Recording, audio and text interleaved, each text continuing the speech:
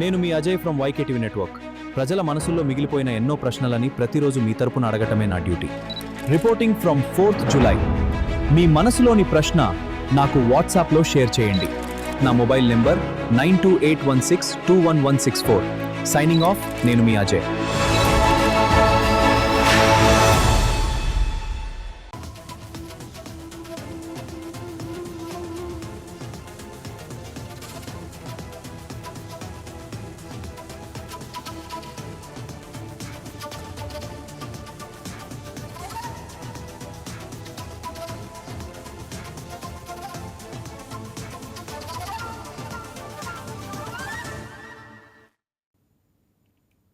Breaking news చూస్తున్నాం.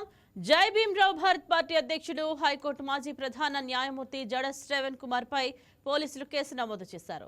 Andhra Pradesh assembly deputy speaker రఘురామకృష్ణంరాజుపై నేరపూరిత బెదిరింపులకు పాల్పడటంతో పాటు మత విద్వేషాలు రెచ్చగొట్టే విధంగా వ్యాఖ్యలు చేశారనే ఆరోపణలు ఉన్నాయి. ఈ నేపథ్యంలో కాళ్ల మండలం సిసిలి గ్రామానికి చెందిన తోట ఫణిబాబు శ్రవణ్ కుమార్ పై ఫిర్యాదు చేశారు.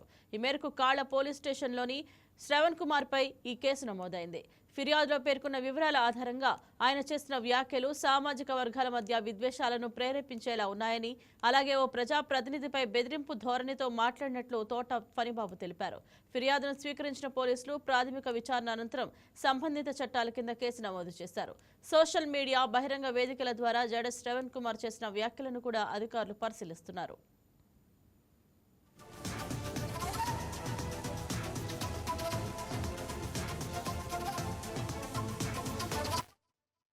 ఇదే అంశం గురించి మరింత సమాచారం మా కరెస్పాండెంట్ మురళి ఫోన్ ద్వారా సిద్ధంగా ఉన్నారు. మురళి, చెప్పండి, ఫిర్యాదు చేసిన తోట ఫణిబాబు ఎలాంటి ఆరోపణలు చేశారు జడ శ్రవణ్ కుమార్ మీద? Good morning Indraja. Deputy speaker త్రిబుల్ పై విద్వేషపూరిత ప్రసంగం, బెదిరింపుల ఆరోపణలపై అయితే న్యాయవాది జై భీమ్ భారత్ పార్టీ చీఫ్ జడ శ్రవణ్ కుమార్ పై ఎఫ్ఐఆర్ నమోదైంది. విద్వేషపూరిత ప్రసంగం, నేరపూరిత బెదిరింపులు, ఎలక్ట్రానిక్ మీడియా ద్వారా మత విద్వేషాలు రెచ్చగొట్టడం వంటి ఆరోపణలపై పశ్చిమ గోదావరి జిల్లా కాళ్ళ మండలం సిసలి గ్రామానికి చెందిన తోట ఫణిబాబు అయితే ఫిర్యాదు చేశారు.